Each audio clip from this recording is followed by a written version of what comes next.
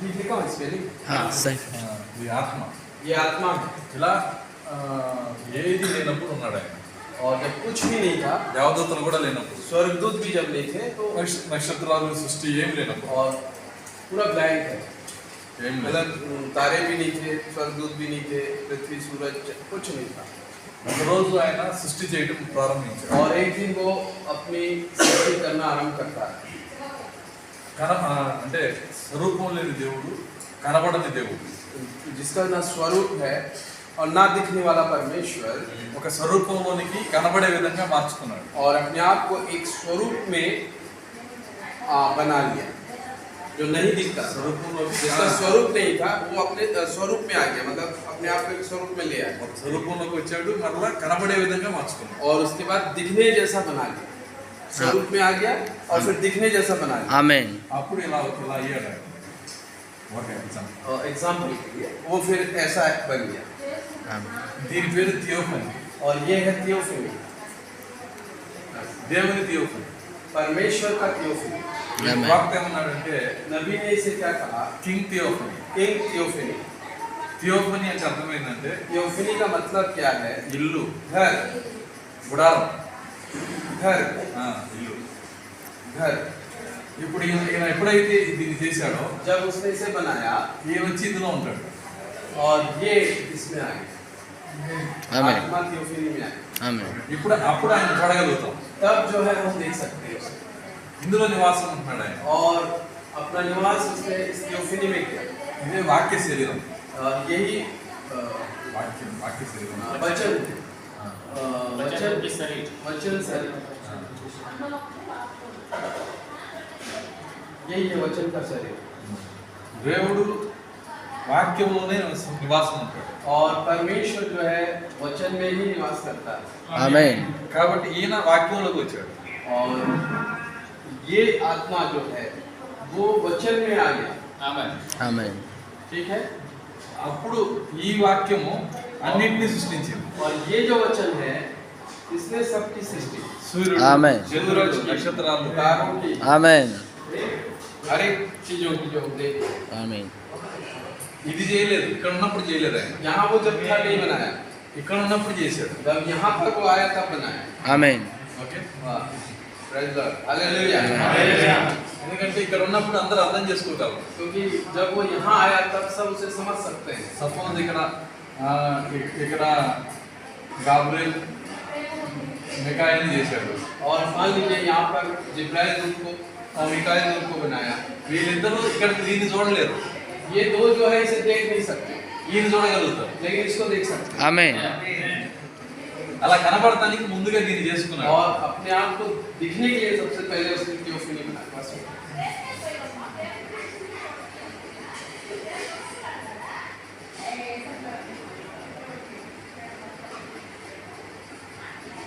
Theophany बोलते हैं. आमीन. बिल्ली. అప్పుడు ఎంతమంది దేవదూతలు వచ్చినా ఈయన చూడగలుగుతారు. और कितने भी स्वर्गदूत आए वो उन्हें देख सकते हैं. అంటే థియోఫనీ చేసిన మొదటి రోజు ఇది. और थियोफनी ఫస్ట్ డే. థియోఫనీని చేసిన ఫస్ట్ డే. अच्छा, थियोफनी को बनाया गया ये पहला दिन है. ఇది సృష్టి ఆరంభం. ये सृष्टि का आरंभ है. आमेन. అందుకే సామెతల్లో ఏమని రాస్తుందంటే, Amen. इसलिए सामित्र నీతి వచ్చిన नीति वचन. हाँ, నీతి అందులో ఏమన్నాడంటే, उसमें क्या बोला? నీ సృష్టిలో ప్రథమమైన వాడికి నన్ను చేసావు. तेरी सृष्टि में प्रथम पहला तूने मुझे बनाया. ఎవరు ప్రథమమైంది చేసింది ఎవరిని? और जो प्रथम है, प्रथम जो है वो कौन है? చదివారా మాట ఉందా? क्या आपने पढ़ा उसे? చూడండి, సామెత. आमीन. निकालिए, पढ़िए. कितना है? 8:22. परमेश्वर का ज्ञान है सब बाइबल में बताती है. అప్పుడు జ్ఞానాన్ని ఎప్పుడు చేశాడు? ज्ञान को कब बनाया? జ్ఞానాన్ని సృష్టికి ప్రారంభంలో చేశాడు దేవుడు. और ज्ञान को जो है परमेश्वर ने सृष्टि के पहले ही बना दिया. ఆ జ్ఞానం యేసుక్రీస్తుని బైబిల్ చెబుతుంది. और वो ज्ञान यीशु मसीह है करके बाइबल बता रहा है. అంటే దేవుడు యేసుక్రీస్తుని చేశాడు. और यानी परमेश्वर ने यीशु मसीह को पहले बनाया అని అర్థం చేసుకుంటారు. ऐसा लोग प्रभु सोचते यीशु हैं। मसीह बुद्धि है कुदूसियों 2 4 क्या कह 3 रहा है? ఈయన ఆత్మ ये आत्मा है। इसलिए संस्था वाले बोलते हैं क्यों यीशु मसीह को परमेश्वर ने सृष्टि किया, परंतु उसी को समझा रहे हैं और ये वचन है। कि यीशु मसीह ही परमेश्वर की बुद्धि और ज्ञान है। आदि में वचन था। ఆది యందు వాక్యం ఉండెను, आदि में वचन था వాక్యము దేవుడై ఉండెను, और वचन परमेश्वर आदि में वचन था, वचन परमेश्वर के साथ था వాక్యము దేవుని యందు ఉండెను, और वचन परमेश्वर के साथ था। వాక్యము आमीन। దేవుని యందు वचन ఉండెను, परमेश्वर। वचन परमेश्वर के साथ था వాక్యము దేవుడై ఉండెను. और वचन परमेश्वर రెండు ఒకటే. आमीन दोनों एक है। आमीन। ఓకే, అలా కనకపోతే అర్థమే కదా. अगर ऐसा नहीं मिलता है तो उसका कोई अर्थ नहीं। చూడండి, వాక్యము దేవుడై ఉండెను, वचन परमेश्वर है వాక్యము దేవుని యందు ఉండెను. और वचन परमेश्वर के साथ था। దేవుని యందు ఉండెను అంటే అది వేరుగా ఉండాలి. देखिए अगर परमेश्वर के साथ था बोलने से वो अलग होना था, వేరుగానే ఉన్నాడు. लेकिन अलग ही है। వాక్యము దేవుడై ఉండెను, वचन जो है परमेश्वर వాళ్ళిద్దరూ ఒకటే అయిపోతున్నారు. और दोनों एक है। आमीन आमीन। అర్థమైందా? समझ में आ रहा है? हालेलुया आमीन तारीफ లేదంటే हालेलुया। యోహాను సువార్త 1:1 ఎవరు చెప్పలేరు. नहीं तो वचन यूहन्ना एक का एक कोई नहीं बता पाएगा, దాని అర్థం వాళ్ళకి తెలియదు. क्योंकि उसका अर्थ मुझे नहीं पता। కాబట్టి ఈ వాక్యమే దేవుడు, ये वचन ही परमेश्वर है। ఆయన ఇక్కడ ఈ ఆత్మగా ఉన్నాడు, वो आत्मा में था ఇక్కడ వాక్యముగా ఉన్నాడు. और यहाँ वचन के रूप ఒకే దేవుడు, आमीन एक ही परमेश्वर। आमीन। ఒకే దేవుడు. एक ही परमेश्वर यहाँ आत्मा में था, वही वचन बन गया। ఇక్కడ కనపడిన దేవుడు यहाँ ना दिखने वाला ఇక్కడ परमेश्वर కనిపించే దేవుడిగా और మారాడు. यहाँ दिखने वाला परमेश्वर के रूप में बदल गया। आमीन ఇక్కడ ఒక రూపంలోకి వచ్చాడు, यहाँ पर एक रूप धारण कर लिया అదే థియోఫనీ. और वही थियोफिन है। आमीन। ఓకే, ठीक है।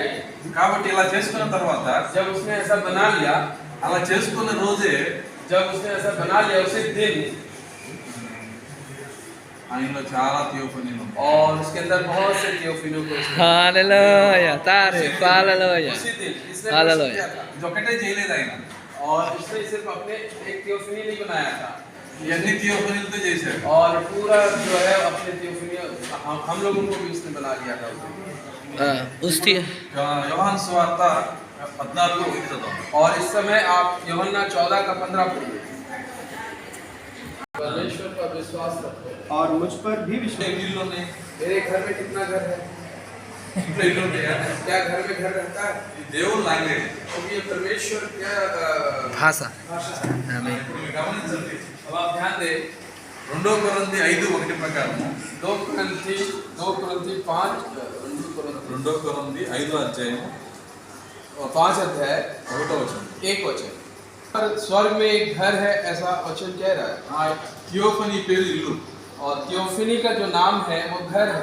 ఇప్పుడు దేవునికి ఒక ఇల్లు ఉంది. आमीन देखिए यहाँ पर परमेश्वर का एक घर है ఆ ఇంట్లో ఇల్లు ఉన్నాయి అన్నాడు యేసు और वो క్రీస్తు. कह रहा है कि पिता के घर में, यानी इस घर के अंदर और घर है। आमीन ఇప్పుడు యోహాను 14:2ని మనం అర్థం చేసుకోగలం.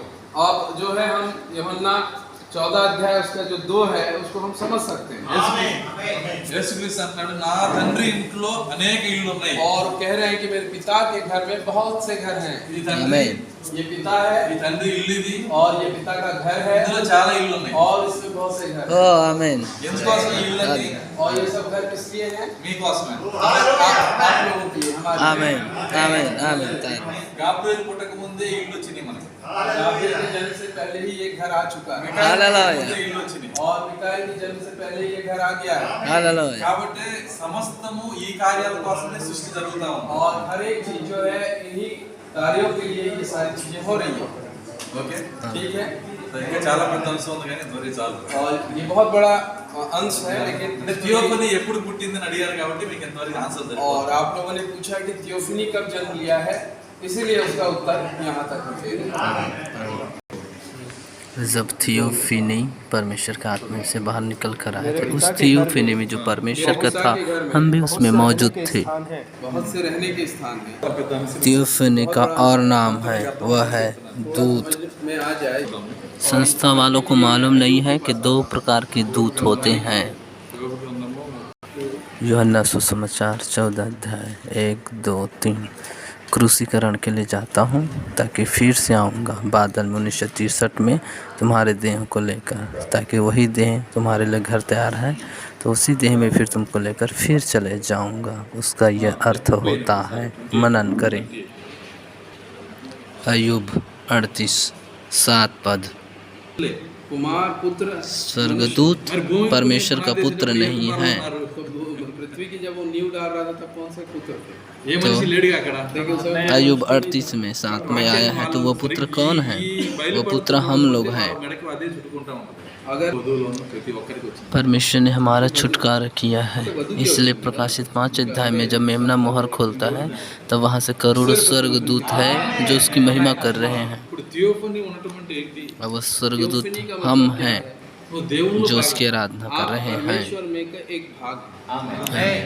ఇప్పుడు దేవదూతలకు కూడా నీకు ఇచ్చిన జీవం దేవుడు ఇవ్వలేదన్నాడు और जो स्वर्गदूतों को जो जीवन परमेश्वर ने दिया है, जो जीवन हमें दिया है वैसा जीवन उनको नहीं दिया है। सिर्फ जो ब्राइड है उसके नहीं, ऐसा नहीं है। लिए ही मात्र थियोफनी है, या उसके पास ही थियोफनी है, उसी का थियोफनी है।